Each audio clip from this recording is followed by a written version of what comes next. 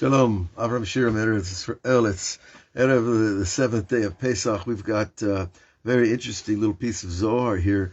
It's going to kind of break our envelope a little bit, to tear it open perhaps, and we can see a different relation to reality than most of us carry around in our hearts and our minds. The Zohar is giving us a prayer to pray to the day. It's not addressed to God. It's not addressed to our forefathers in heaven, who are hopefully praying for us, especially for Mishpachat D of Efrat. And this class should be to their merit and to their comfort and their healing. So this prayer it's not really a prayer, but if you listen to the words of the Zohar, you're going to see that the Zohar's relationship to reality is not like a human being. It speaks to all nature, all realities at different levels, as being sentient, intimate beings. So listen to what the Zohar says in addressing the seventh day. Now, how do you talk to a day? You talk to your friends, you could talk to your dog, you could talk to, to God, you could talk to your angels and forefathers, but how do I talk to a day? What is a day? It's a measurement of time. Or is it more than we realize? That a holy day is an entity of itself, woven into creation, woven into the Jewish calendar, and it keeps coming back. Like those guests that keep coming back. Shlomo alach, Yom Tava, peace upon you.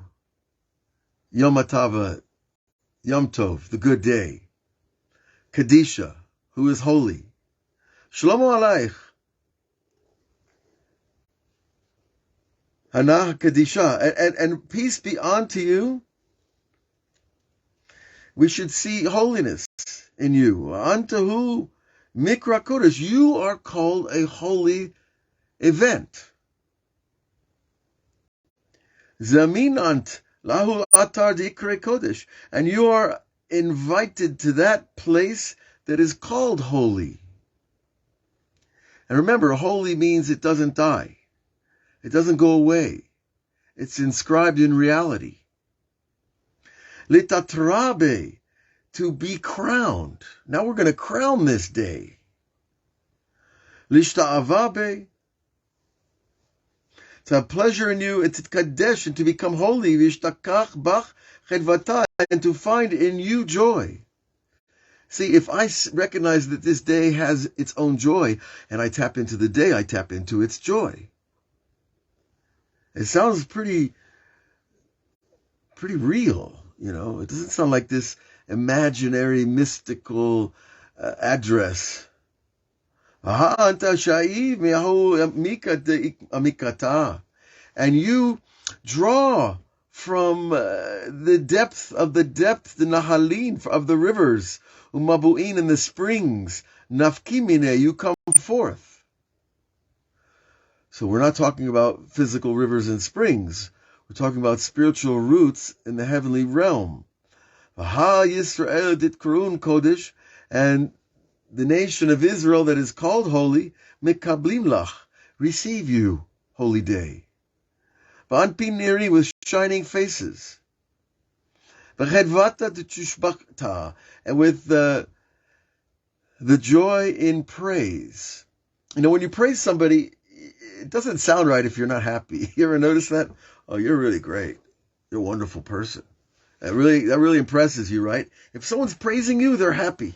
Because the nature of praise is deriving joy. They're connected. And that's how the Zohar is talking to the seventh day of Passover. And we've gone through 6 days, and it's been quite a roller coaster here in Eretz Israel, with all the very high highs and low lows. And we have to bridge those and unify them. Mezamim lach, mitakrin lach, sudata, and we are inviting you, holy day, and we're fixing for you a festive meal, sudata yakira, misadrin petore, and we're setting this holy table on a holy table, this festival meal. B'takne garmahu b'ma'ane yakar, and we're going to fix this table with special, precious delicacies. And we are happy. Mishabechim, and we praise. Shabacha lekudsha b'richu, and all of this, of course, is in the boundary of praising God. Shalom from Pakistan. Shalom from South Carolina. Wherever you are. We're in one world, and God is everywhere. So, aren't we all one? Kind of, through God? See, we got to see it that way. And the Zohar sees it this way. The Zohar counts a day as a living thing that receives your praise, shows up once a year, receives your joy, gives you joy, is invited to a meal. What kind of world is this? Where are we? Let's say all this is the reality. Where's our reality? I'm stuck in a very rigid picture. There's God. Okay, I believe in God. But he's way up high, some far place away, And I believe in me and I believe in you, but we're all like people, right? Separate individual people.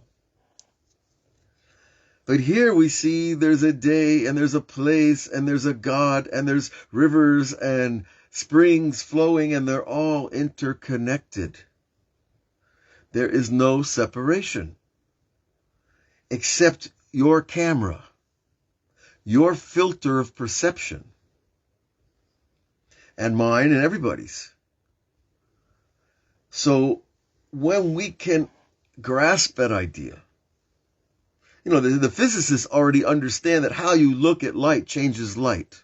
Or how you look at I guess if you spend much time looking at molecules and atoms in a reactor somewhere, then you'll see that the way you look at them changes them. That's a theory in post-quantum physics. But guess what? For the Bible, for the Zohar, for the mystical tradition of Judaism, we already know these things because we see them in our prayers. We see them in our reality. We're praising the river. We're praising the spring. We're praising the day of the year. We're praising people. We're praising everything. But not without understanding that it's all coming from one life source, the creator of the universe. See, we don't make that split, because that split is where all the evil begins. That's where all the idol worship begins, and that's where all the disappointment and damage is caused in a human being.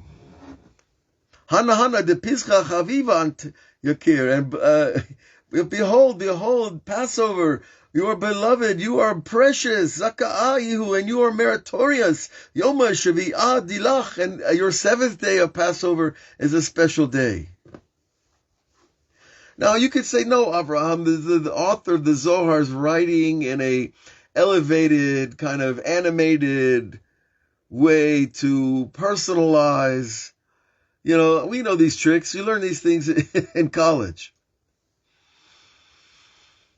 Is it really that? Is it really some artificial representation? Some artificial presentation of reality? Or maybe we're living outside the theater, so we don't know what's going on inside. And we're just living off the reports of the drama that's taking place inside creation. And if we could just, recalibrate our faith to understand that, yes, your pets understand you, and the tree in your backyard knows when you come to take care of it. In its own level we call nefesh. It's the lowest aspect of the soul. And we share pieces of soul with everything in creation. That's one of the ways we know and understand that creation is one. And when we say Shema Yisrael, Hashem Elokeinu, Hashem Echad, we say God is one because he's in all of these things in little sparks. So even when we're talking to a Yom Tov, and we're talking to the Yom Suf that's going to be split tonight again for the 3,335th time, I believe, we're talking to the same God. But his sparks are woven through everything. And tonight, that's what we do. We honor the splitting of the Red Sea, and the miracle we learned in the Haggadah on the night of Passover that there were really 250 miracles that took place there. Rabbi Akiva counts them for us. And it wasn't just the opening of the water, it's everything else that happened around it. And the fact that the water closed on the Egyptians was a good detail, because, what's the good of opening the sea if God had let the Egyptian warriors across the dry land to continue their pursuit? Wouldn't have made the story end too nice. But understand, my friends, that we are in essential reality. Everything has feeling. Everything has the power of perception, of the power of reception of information. They've done this, all kinds of experiments with plants. I'm sure you've heard of them. If you hurt a plant and then you come in the room the next day, the plant shrinks a little bit away from your touch. They've monitored these things with highly sensitive equipment. So if plants know that I'm good to them or not, well, isn't that something beyond the normal consciousness? And so here the Zohar is just taking it to a much higher level of praise in the name of the Yom Tov and the holy day, the festival day. And if we want to take it even further, the Zohar is going to go on and tell us about the name of 216 letters. Now, there are 72 names, and they each have 3 letters, and that's 216 letters. And they're called the 72-letter name, but it's really 72 triplets. This name is given credit. This series of names was the incantation that Moses used to split the sea. And we're told right over here in the below that the Zohar, the Kabbalists tell us it's also the name that Elisha the prophet used to bring back the dead in the soul of Habakkuk the prophet. Right? There's a minor prophet and the 13 minor prophets, and one of them is called Habakkuk, and he was the son of a woman called the Shunammite. It's all in Sefer Malachim in the 2nd book of Kings, if you want to look it up. And he was brought back to life by the prophet Elisha. The Zohar tells us that they used this 72, the prophet, Elisha, used this 72-letter name to revive the dead.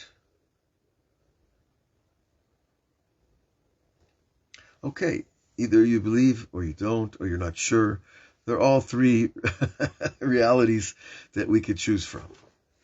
But if we're on the path of growth, we're always open. We're always looking. Okay, is my faith really complete? Do I really believe in what this guy, Avraham Shira, is saying? Do I believe in what the Zohar is saying? Do I believe in what Moses said and all the others? Or maybe I believe what I believe in, what's comfortable for me, and that's it. Okay. That's reality. That's who we are. We're people that grow and change through life. The more we learn, the more experience, the more our minds expand. Rabbi Nachman says it a beautiful way this way. The bigger your mind is, the less time there is. You're less bound in time when you have a large consciousness. And he also says the larger your consciousness, the less pain you feel in reality. Not heart. We feel pain in our hearts for the D family in Efrat and all the people of Efrat and all the people of Gush Etzion. It's a horrific thing that we've gone through this week, and we're not done processing. But you pray a little and you cry a little and you move on and you do it again. And that's how we mourn, layer by layer by layer, until slowly it's removed. But it's a Yom Tov. Now, how do we pray and with joy and mourn? How do we embrace those contradictions? Well, when you know that it's all one somewhere high in the upper world, it somehow gives us that power to do that. That power to embrace the pain and the joy together as one. Because God is one, and we're part of his oneness. And so when we can embrace that, it doesn't mean you don't cry, and it doesn't mean you can't laugh and smile, because they're not contradictions. Only from an outside take. on that reality. So we're not going to learn about the 72-letter name, and I'm not going to encourage you to go out and try to split split your lake in half. But, this kind of thing, when you see the integratedness of reality between divine names and a soul being brought back into its body, a baby. Habakkuk was just a baby when the prophet Elisha brought him back in. But if you knew about the integration, you would also know about the direction of how it's possible. And not only possible, but necessary. Necessary for God to show us his greatness and improve our faith, increase our knowledge, expand our wisdom until we can embrace it. And all this pain that is everywhere you look in this world of too many news sites, right? We can start to sweeten that pain. And as we do it, the world is going to change and get better and sweeter. And we're going to start to see a transformation. We've already seen it in people. We see it in animals. We see it in nature. It's changing. But it's not done yet. We have more work to do. So this seventh day of Passover, may you see the sea split in front of you for all the things that you needed to, for all the obstacles that you have to go through in your life. Understand, they're just walls of water that you can walk straight through when you have your attachment to your Creator, the one who loves you and sustains you every moment of your entire life. So we'll continue our work tomorrow night. I believe will be Motzi Chag. We'll be going over to the Marat Machpelah in Hebron for our nightly learning there. And hopefully maybe we'll do a little video and carry on, because it's called Isru Chag, the day we hold back the Yom Tov. Now that we've already established that the Yom Tov is a living thing, we can hold on to him and keep her here and keep it right, close to us and continue the download of joy and the celebration in the midst of this real tragic place. Because Eretz Yisrael is the place of the miracle. There's a big price for all those miracles, right? The price of the miracle is the pain of the contradictions that we see and that we have to heal. But when we heal them, we become more miraculous people ourselves. God bless you all. Chag Sameach. We'll see you again.